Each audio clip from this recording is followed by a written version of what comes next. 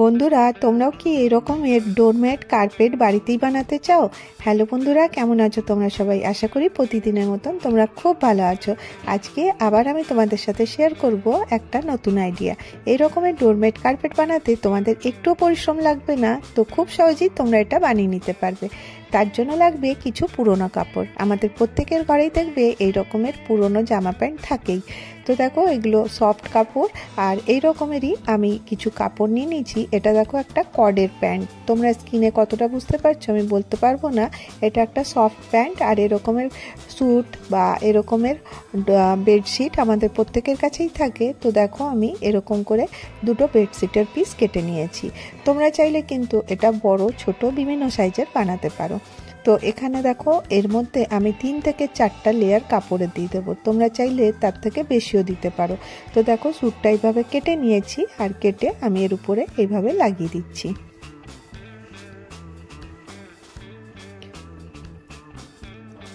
এইভাবে দেখো, আমি একের পর এক কাপড়টা দিলাম। আর এই যে প্যান্টের পিসটা আমি কেটে নিয়েছি পাগুলো, তো দেখো প্যান্টটা তো চওড়া থাকবে না, সেই জন্য আমি এইভাবে কেটে একটার উপরে একটা রেখে এটাকে জয়েন্ট করে দেবো।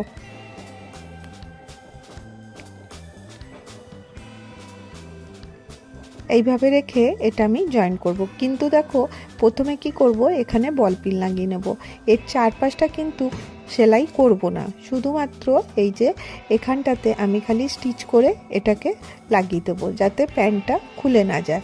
এভাবে দেখো একে অপরের উপর লাগিয়ে দিয়েছি। আর এখানে আমি এক্সট্রা যে কাপড়গুলো ছিল সেগুলো কেটে বাদ দিয়ে দিচ্ছি।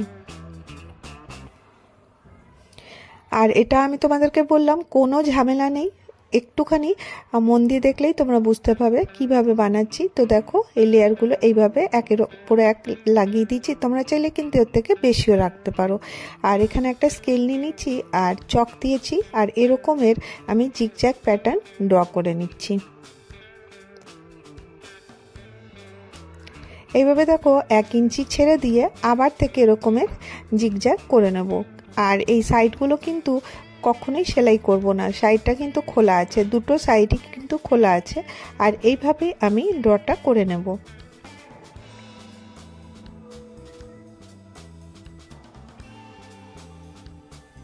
দেখো, পুরো ড্রটা হয়ে গেছে। আমি এবারে মেশিনে চলে এসেছি, আর যেখানে যেখানে আমি দাগটা দিয়ে রেখেছিলাম ঠিক ওর উপরেই মেশিনটা দিয়ে সেলাইটা করে নিচ্ছি।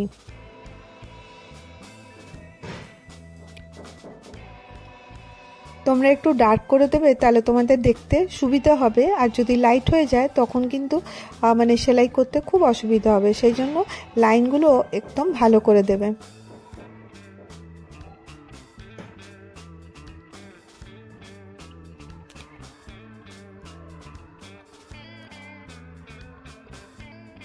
এইভাবে দেখো, পুরোটা আমি প্যাটার্নটা আমি রেডি করব। তোমাদেরকে দেখিয়ে দিই কিভাবে করছি। দেখো, সুতোটা সরিয়ে দিয়ে আবার আমি এটাকে এইভাবে রাখবো, আর এইভাবে সেলাইটা করতে থাকবো। তো সেলাই পুরোটাই আমি কমপ্লিট করে নিয়েছি। তো দেখো, এইভাবে পুরো প্যাটার্নটা কমপ্লিট হয়েছে। কারণ এটা ডার্ক কালার, আর আমি ডার্ক কালারের সুতো দিয়ে করেছি, বুঝতে একটু অসুবিধা হচ্ছে। আর এখানে দেখো, লেয়ারগুলো তোমাদেরকে দেখিয়ে দিচ্ছি। 4-5টা লেয়ার হয়েছে। এর মধ্যে থেকে 3টে লেয়ারকে আমি ধরবো, নিচের দুটো কাপড় কিন্তু আমি ছেড়ে দেবো। আর এখানে আমি ব্যবহার করব শুধুমাত্র একটা কাঁচি বা তোমরা কাটার নিতে পারো, যেটা তোমাদের সুবিধা হবে। কাঁচি যদি ছোট কাঁচি নেবে, তাহলে পরে কিন্তু এটা কাটতে খুব সুবিধা হবে। আর দেখো, যেখানে যেখানে সেলাই করা আছে ওর মাঝখান থেকেই কিন্তু আমি এইভাবে কাট করে দিচ্ছি। তো দেখো, এই কাটারটা দিয়ে করছি, তো এটা দিয়ে কিন্তু খুব তাড়াতাড়ি কাট হয়ে যাচ্ছে। অবশ্যই লক্ষ্য রাখবে যে নিচের যেন দুটো কাপড় কেটে না যায়। এইভাবে ঘুরিয়ে ঘুরিয়ে আমি দেখো পুরোটা কেটে নেব। আমি এখানে জিগজ্যাগ প্যাটার্ন বানিয়েছি, তোমরা চাইলে অন্য যে কোনো প্যাটার্ন কিন্তু তোমরা এখানে বানাতে পারো। তো দেখো, এইভাবে আমি সম্পূর্ণটা কাট করে নিয়েছি। আর এটা 10 মিনিটের মধ্যেই তোমাদের কাটা হয়ে যাবে, কারণ এটা কাটিং করারই থাকে। এইভাবে খালি কাঁচি বা কাটার দিয়ে তোমরা এইভাবে কেটে নেবে।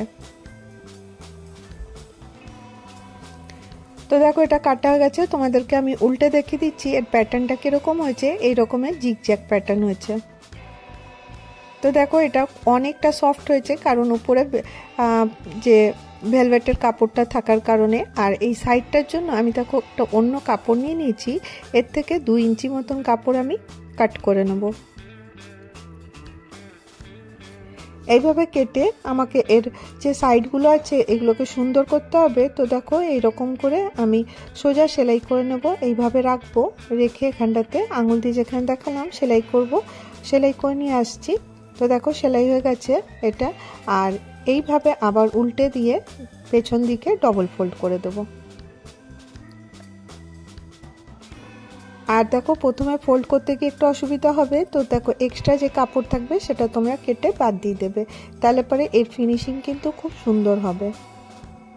এইভাবে আমি 4-5টাতেই সুন্দর করে ফোল্ড করে নেব।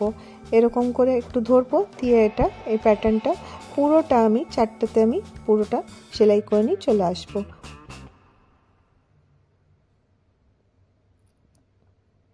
তো দেখো আমার চারদিকটা সেলাই হয়ে গেছে। আর এই যে আমার একটা ডোরম্যাট রেডি হয়ে গেছে, এতটা সফট। তো দেখো তোমরা বাজার থেকে না কিনে এইভাবে তোমরা বড় সাইজের ডোরম্যাট বা কার্পেট ইজিলি বানিয়ে নিতে পারো। তো আশা করবো এই ছোট্ট আইডিয়াটা তোমাদের ভালো লেগে থাকবে। তো এইভাবেই দেখো আরেকটা আইডিয়া তোমাদের সাথে শেয়ার করছি। তো দেখো আমাদের কাছে অনেক পুরনো শাড়ি থাকে, তো দেখো এই শাড়িগুলো আমরা আর ব্যবহার করি না। এরকমের শাড়ি দেখবে অনেক থাকে, এগুলো কালারটা দেখো অনেকটা লাইট, তো তোমরা স্কিনে কতটা বুঝতে পারছো। তো এটা কিন্তু খুব সফট শাড়িটা। তো এটা আমি কি করব, দেখো এটা অর্গানজা টাইপের শাড়ি, তো এটাকে আমি ফোল্ড করে নেব। এইভাবে দেখো এই সম্পূর্ণ শাড়িটা দিয়েই আমি করে নিচ্ছি, এটা কোনো কাটিং করছি না। তো এই দেখো একভাবে রেখে দিয়েছি, আর রেখে আমি এইভাবে নিয়ে নিয়েছি। এটা বেশ অনেকটা বড় হয়েছে, এখানে আমি পিন ব্যবহার করব এটাকে সিকিউর করার জন্য।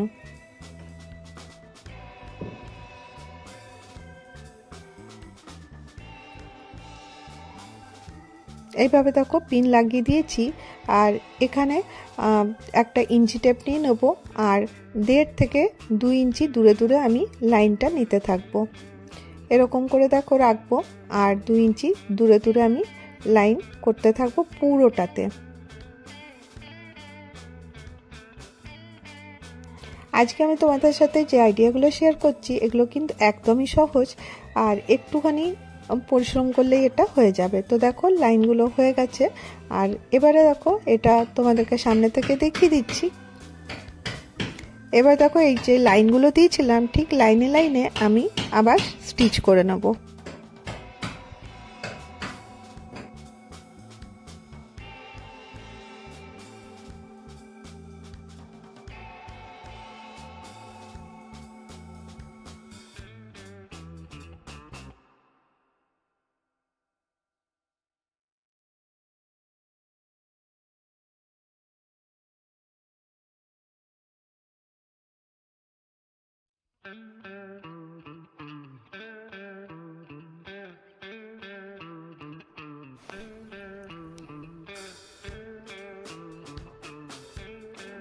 এইভাবে দেখো পুরোটা আমি যে লাইনগুলো দিয়ে রেখেছি জাস্ট খালি লাইনে লাইনে সেলাইটা করে নিতে হবে।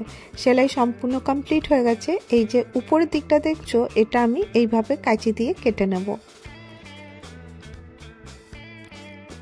যাতে জয়েন্টটা না থাকে। আর এক্সট্রা সুতোগুলো কেটে বাদ দিয়ে দেবো। আর দেখো এইভাবে আমি যে পাটটা আছে ওই যেখানটা সেলাই করা হয়নি ওর ভেতর থেকে কাঁচি নিয়ে এরকম করে কাট করতে থাকবো। অবশ্যই লক্ষ্য রাখবে যে 2-3টে কাপড় যেন নিচে কিছুটা কাপড় থাকে, আর উপর থেকে এইভাবে কাট করতে থাকতে হবে। আর এটা খুব সহজেই তোমরা করে নিতে পারবে। তো দেখো পুরোটা আমি এরকম মাঝখান থেকে যেখানটায় 2টো সেলাইয়ের মাঝখানে আমি কাঁচি চালাবো, আর দেখো ইজিলি এটা কাট হয়ে যাবে।